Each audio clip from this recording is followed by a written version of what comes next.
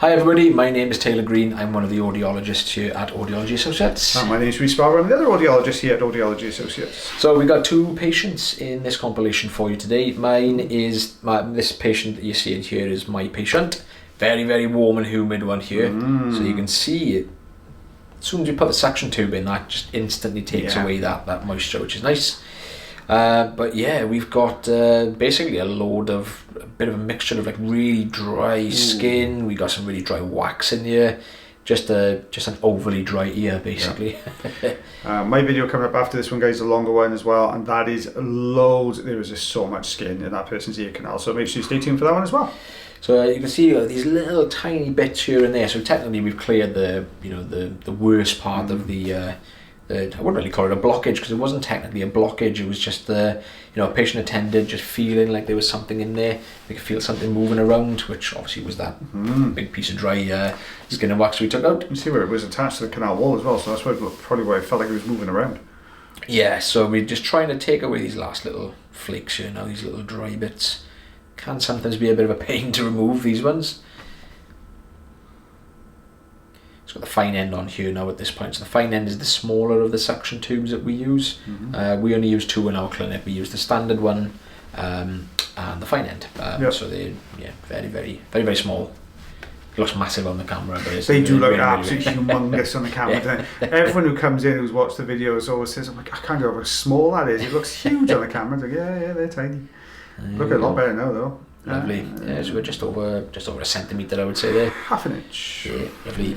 Oh, still going. Guys, don't forget, I'll get it in early because I'll forget later on. If you don't forget, if you do enjoy the videos, you can always like, heart, share, follow, and subscribe. If you thoroughly enjoy the videos, you can also consider becoming members of the channel. That way then you get to see even more videos every single week. There'll be a link in the description for that if you want to check that out as well.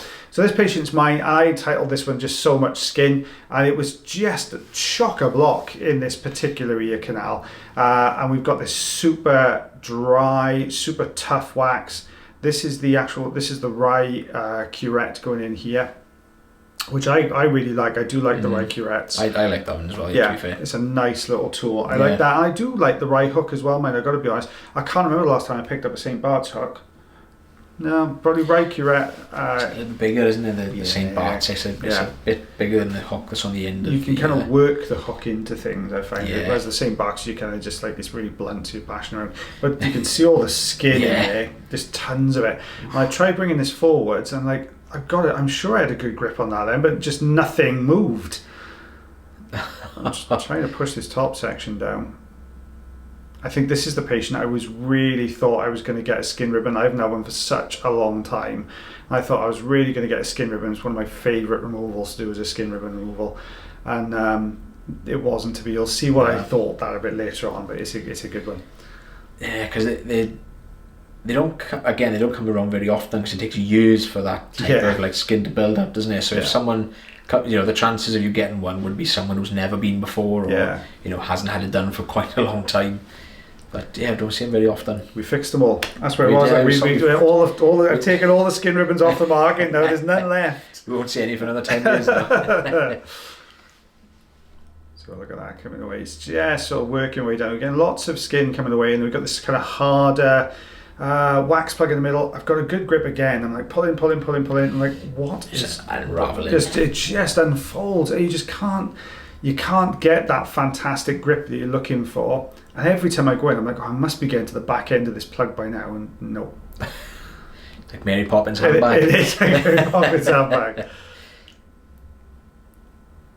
There we go. It's some of that sort of stickier wax material. They're just coming away. I'm trying to get into that bottom section. Yeah, I was going to say that looks like it's going to be a good one anyway. I thought that was going to be a good one as well. Oh, it's just rolling. It is. I'm like, it's just rolling. Oh, look at that go. That is full. It's chock-a-block in it. It's literally peeling away. Look how thick that dead skin is there on the side. I'm like, no wonder this just isn't budging. It's like half his canal is coming away. Yeah, I can see all that starting to peel away there at the back. I'm trying to get behind this plug. I really want that bottom layer to scoop out. Yeah. Oh. Ooh, one Something's more happening, yeah. One more and that's out.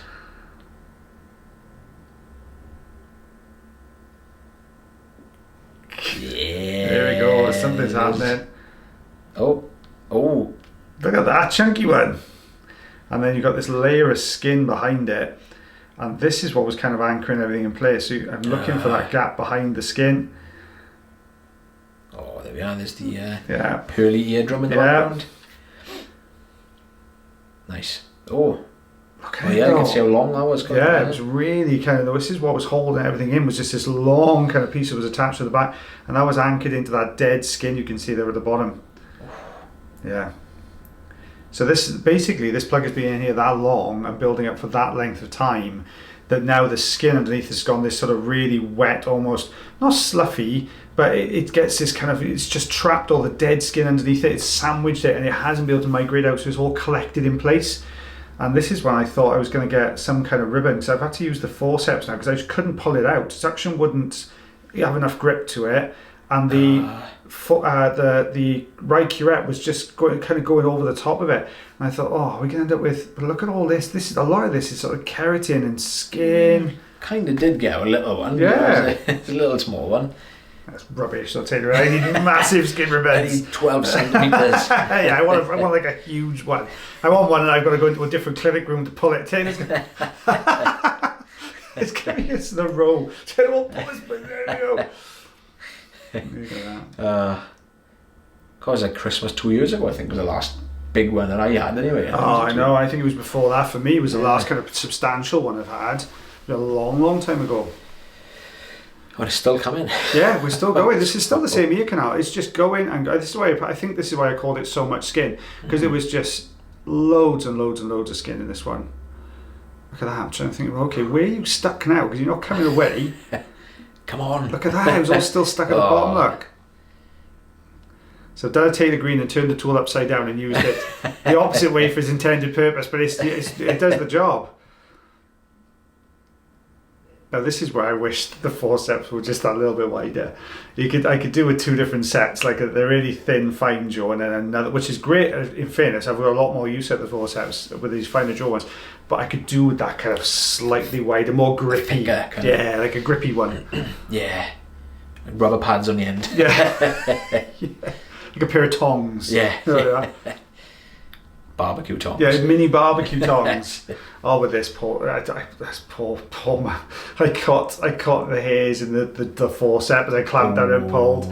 I think it's coming. I think if I haven't done it already, and I was like, give him a fresh haircut on the side. I know. Just got a couple of bald patches on the side, but I've accidentally ripped a couple of these out. See the patient's head going. Yeah. Oh, there we go. Well, it's stuck in there, isn't it? This is why I couldn't get it. It just would not budge. I was like, why are you not moving? There we go. It's as we said it. Oh, look at that. It's almost a bit of canal remodeling there, right at the entrance, isn't it? Where if you put enough pressure on the canal wall, sometimes it'll cause almost like these like micro cracks, if you like, through the actual bony, the osseous portion, and then the cells in it, I can never remember which round. It's either osteoblast or osteoclast. I can never remember which round it was, but they start to break that bone down, almost like repurpose it. So you end up sort of remodeling the canal wall. Look at that. Yeah. I don't get it. I think there's this last bit and I can't, it's still really firmly attached. I can't quite get it away. And it's because you can look at all that underneath. And I'm afraid if I start lifting that, I'm afraid we're going to get a bit of a bleed going on there. So I do try, and you can see it almost looks like a little bit of serous fluid that's leaking. Yeah. And I'm always a little bit more cautious of these. And the other thing I would do with this particular patient is I would recommend that they, keep that ear as dry as they possibly can, because you've got all this fresh skin exposed in there, and that's going to leave them a little bit more susceptible to things like ear infections. You can see I'm trying to pull it, and I'm kind of half-heartedly pulling this because I'm like, I don't really want this to pull a load of, expose a real load of fresh skin underneath. Especially if the patient's on blood thinners as well. Yeah, That's, you can see like the blood vessel really close to the surface there. So I give this a little tug, but I don't think I can get it out, and I prefer to leave that there and let that little bit more migration happen. wow. Do you like that? From one side. Yeah. There's a beastie in there. That is it. No wonder it was remodelling. I know. It practically moved house. Yeah. Not remodeled, they built it again. 6 centimetres. Oh, I didn't even look at inches. It's a good couple of inches, I was. Yeah, I've got 2 is 2. 2 inches? Yeah, about there. About there. Well, guys, thank you very much for watching our video again today. Hope you enjoyed it as much as me and Taylor did voicing now and over. And until next time, guys, as always, take care of yourselves. Take care of your ears. And take care of one another. And myself and lovely Mr. Taylor Green. We'll see you for the next video. Bye, everybody. Bye-bye.